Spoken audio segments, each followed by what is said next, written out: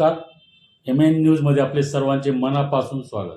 लोणावळ्यात श्रीराम मंदिर भांगरवाडीच्या प्रांगणात भव्य हिंदू संमेलन मोठ्या उत्साहात संपन्न झाले. या संमेलनाला मार्गदर्शक म्हणून हरिभक्तपरायण पुरुषोत्तम महाराज खर्चे, ॲडव्होकेट मोनाली कुलकर्णी शेलार आणि प्रमुख वक्ते सुनील काळे यांनी मार्गदर्शन केले. कार्यक्रमाच्या प्रास्ताविकात संभाजी पडवळ आणि वैशाली साखरेकर यांनी संमेलनाच्या उद्देशाविषयी सविस्तर विवेचन केले. यात ॲडव्होकेट मोनाली कुलकर्णी यांनी हिंदू विवाह संस्कार याबाबत सर्वोच्च न्यायालयाचे दाखले देत विवाह एक पवित्र सामाजिक व्यवस्था असल्याचे सांगितले. विवाह म्हणजे समर्पण असून स्त्रीला मोठा आदर दिला जातो. मुलांमध्ये लहानपणापासून संस्कार रुजवणे अत्यंत आवश्यक आहे. संवाद आणि जागरूकता यामुळेच समाजातील विकृती रोखता येऊ शकतात, असे त्यांनी यावेळी नमूद केले. हरिभक्तपरायण पुरुषोत्तम महाराज खर्चे यांनी हिंदू धर्म, संत आणि सनातन धर्म याबद्दल सविस्तर विश्लेषण केले. आज धर्मनिष्ठा, गुरुनिष्ठा हळूहळू निष्ठत चालली असल्याची खंत त्यांनी व्यक्त केली. संत तुकाराम, संत नामदेव वारकरी संप्रदायातील दाखले देत हिंदू धर्म हा सनातन आहे, त्याचा कधीही अंत नाही असे सांगत आचार, विचार आणि प्रचार यावर त्यांनी धर्मजागृतीचे महत्त्व विशद केले.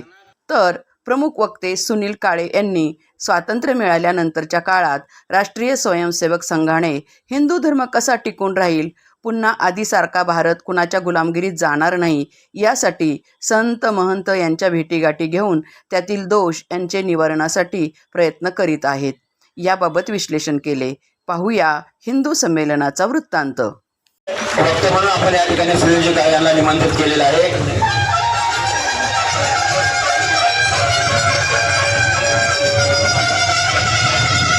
बाप म्हणजे अत्यंत लहानपणापासून स्वयंसेवक म्हणून ते काम करतात.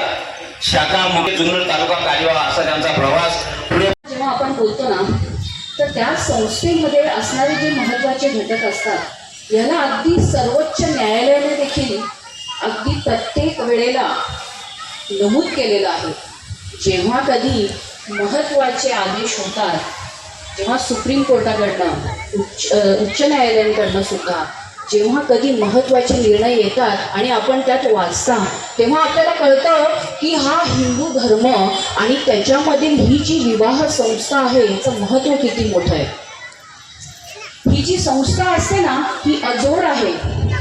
याच्यामध्ये कोणताही करार मदार केला जात नाही बरं का. हा करार असतो का? हिंदू विवाह म्हणजे आपण म्हणतो समर्पणाचा विषय आहे. एकमेकांच्या बद्दल असणारी आदर तर आलंच पाहिजे. आपला धर्म कसा श्रेष्ठ आहे ह्याबाबत जेव्हा विचारलं जातं तेव्हा आपण अगदी दाखले देत असतो बरं का. आपण भक्त प्रल्हादाची गोष्ट सांगतो. कोण म्हणतं कणाकणात देव नाहीये, बरोबर आहे ना. अगदी खांबातून सुद्धा ओम नमो भगवते वासुदेवाय म्हटलं की देव प्रकट झालेला आहे, दर्शन दिलेलं आहे. मग हा धर्म किती सशक्त आहे बघा. मग ही जी विवाह संस्था आहे आणि त्याच्यामध्ये असणारं बंधन आहे हे किती सशक्त असेल बरं.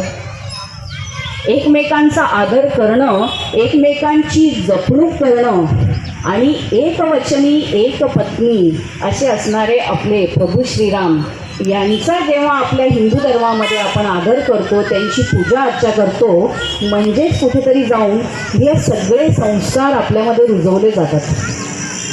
मग लहानपणापासून कुठेतरी हे संस्कार जर आपल्या मुलांमध्ये रुजवले गेले तर काय दिशादे कोणाची, कुणी धर्मांतर करू शकेल. सगळ्यात महत्त्वाचं म्हणजे काय होतं माहिती आहे का, आपली जी आवड आहे ना ती आपल्याला जोपासता पण आली पाहिजे. नुसतं धर्माची आवड असून चालेल का? नाही. त्या धर्माच्या बाबत आपल्याला गोडी वाटणं, आपण आपल्या मुलांना अगदी काही गोष्टी म्हटलं तर सक्तीच्या हे करायला पण हव्या. आणि यथाशक्ती यथामती मी मांडण्याचा प्रयत्न करतो. हा अनादी आहे. त्याला कोणी व्यक्तीचं अधिष्ठान नाही, तर त्याला साक्षात परब्रह्माचं अधिष्ठान आहे. सनातन हा शब्द अनादी दाखवतो. सनातन म्हणजे अनादी, सनातन म्हणजे परब्रह्म, सनातन म्हणजे सर्व हितकारी. वर्तमान दायित्व धर्म जागरण प्रांत मंडळ सदस्य प्रांत परियोजना विषय प्रमुख अशा पद्धतीने त्यांची वाटचाल आहे. पुढे पुढे चांगल्या प्रकारचं हिंदू समाजासाठी मोठं त्यांचं योगदान आहे. असे प्रमुख अतिथी म्हणून आपण या ठिकाणी आपल्याला लाभलेले आहे. त्यांचा या ठिकाणी यथोचित सन्मान होतोय. सन्मान देण्यासाठी मी निमंत्रित करतोय मिलिंदजी चिंबाळकर यांना विनंती आहे. आजच्या कार्यक्रमाचे प्रमुख अतिथी यांना आपण यथोचित हिंदू समाजाच्या वतीने सन्मानित करावं अशी मी त्यांना विनंती करतो. वक्तव्य दिलं, पण त्याच्या अगोदरच्या 2 पायऱ्या आहे. मातृत्व शक्ती 3री पायरी आहे. पहिले मुलगी आहे, मुलगी नंतर पत्नी आहे, आणि पत्नी नंतर माता आहे. हे संस्कार जर पहिल्याच वर्गात घडले नाही तर 3ऱ्या वर्गात घडणं जवळजवळ अशक्य असतं. आज वर्तमान काळातलं चित्र तेच आम्हाला सांगतंय. मुलीच्या जीवनामधले संस्कार आज आमच्या हातामध्ये एक विज्ञानाने खेळणं दिलंय. समजलं असेल सर्वांना. त्या खेळण्याने आमचा किती वेळ गेला हे मात्र कळतच नाही हो. त्या खेळण्याने किती जीव गेले आपला इतिहास सांगतो, म्हणजे आपलं काळ सांगतोय. आमच्या सेवात आमच्या समोरची मुलगी होती, पिंपरी चिंचवडला जायची जॉब करायला. मोबाईलचे ते कानामध्ये घातलेले आणि निघाले कुठून, ट्रॅकवरून, लोकलच्या.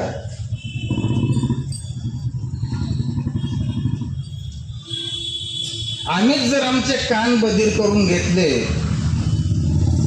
तर आम्हाला वाचवेल कोण? मागून एक्सप्रेस आला आणि तो हान देतोय, पण त्याचा हानाचा एवढा कर्कश आवाजही कानापर्यंत पोहोचत नाही आणि संपली.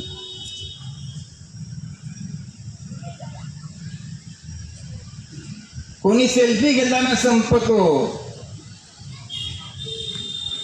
आणि याने शरीर संपू द्या, पण या मोबाईलच्या नादामध्ये आज संस्कार संपलेत, विचार संपले. सत्य म्हणजे काय?